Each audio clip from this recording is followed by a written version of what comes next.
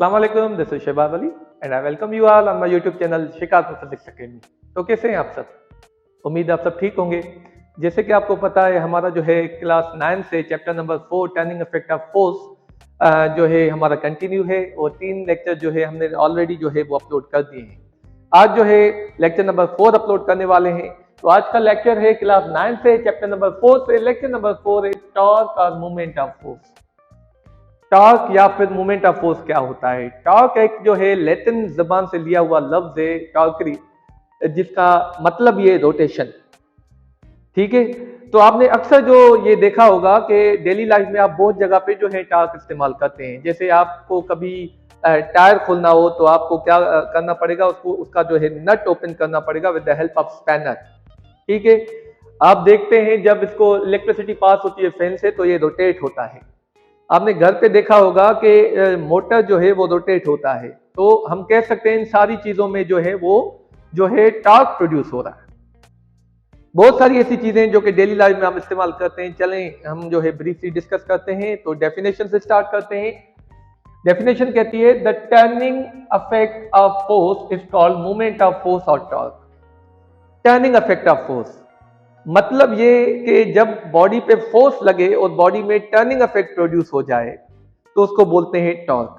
जैसे मैंने आपको मिसाल दिया, जैसे बॉटल होती है, उसकी आप जब टेप ओपन करते हैं तो उसमें टर्निंग इफेक्ट प्रोड्यूस होता है, टॉर्क प्रोड्यूस होता है, वो उसको बोलते हैं टॉर्क या रोटेशन प्रोड्यूस होती है। तो फार्मूले को डिस्कस करते हैं।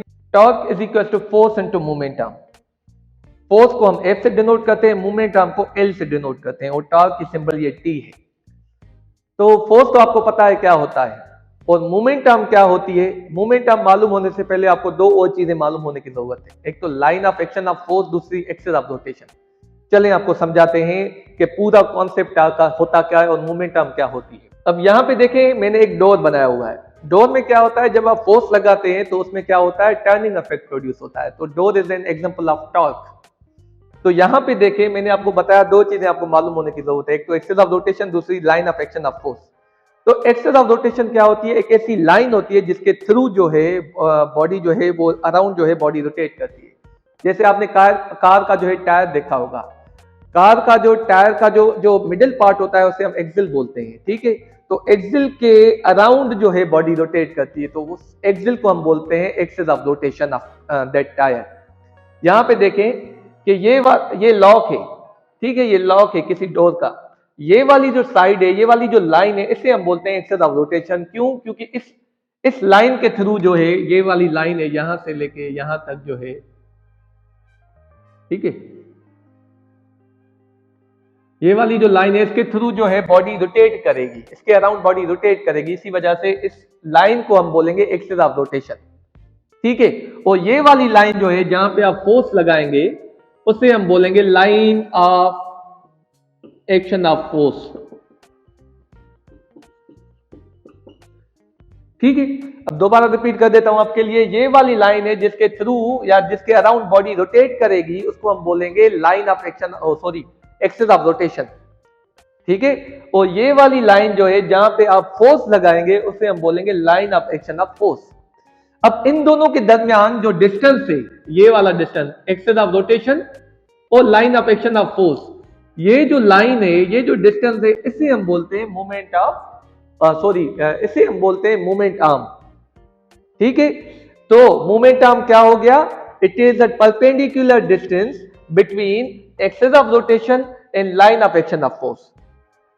ठीक है, ये परपेंडिकुलर डिस्टेंस है, किनके दरमियान डिस्टेंस है, एक्सिस ऑफ रोटेशन और line of action of force के दरमियान जो डिस्टेंस होता है उसे हम बोलते हैं मोमेंट आर्म। चलें, ये मैंने इसी को सिंपलीफाई किया है, आपको समझाते हैं। मिसाल के तौर पे ये वाली लाइन है एक्सिस ऑफ रोटेशन और ये वाली लाइन है line of action of force. ठीक है, इन दोनों के बीच में जो डिस्टेंस है उसे हम मोमेंट आर्म बोलते हैं। अब यहाँ पे एक और सवाल आता है कि यहाँ पे मैंने परपेंडिकुलर डिस्टेंस बोला, मतलब इन दोनों में परपेंडिकुलर डिस्टेंस है। कैसे? यहाँ पे देखें, ये एक्सिस ऑफ रोटेशन है और मोमेंट आर्म इस डायरेक्शन में, तो यहाँ पे जो एंगल बनती है वो 90 बनती है। इसी वजह से इस फोर्स को या इस मोमेंट आर्म डिस्टेंस को हम नाम देते हैं परपेंडिकुलर डिस्टेंस। तो ये एक परपेंडिकुलर डिस्टेंस है किनके दरमियान, एक्सिस ऑफ रोटेशन और line of action of force के दरमियान जो डिस्टेंस है उससे हम बोलते हैं परपेंडिकुलर डिस्टेंस। ठीक है, जैसे आपने जो है स्टीयरिंग ऑफ कार देखा होगा, उसमें उसके अराउंड जो मिडिल पार्ट है उसका, ठीक है, और यहाँ पे हम फोर्स लगाते हैं, तो वहां से लेके जहां पे हम एक्सिस ऑफ रोटेशन और line of action of force के दरमियान जो डिस्टेंस होता है उसको हम बोलते हैं मोमेंट आर्म। अब एक्सिस ऑफ रोटेशन स्टीयरिंग में कहा है, जो मिडिल पार्ट है, ठीक है, जहां पे वो जिसके अराउंड जो है वो रोटेट हो रहा है, और जहां पे हम फोर्स लगा रहे हैं उसको हम बोलते हैं line of action of force. तो मिडिल पार्ट से एक्सिस ऑफ रोटेशन से जहां तक हम फोर्स लगा रहे हैं उनके दरमियान जो डिस्टेंस आ जाता है उसको हम बोलते हैं moment arm and it is a perpendicular distance. उम्मीद है ये मोमेंट आर्म का जो कॉन्सेप्ट है वो आपको समझ में आ गया होगा।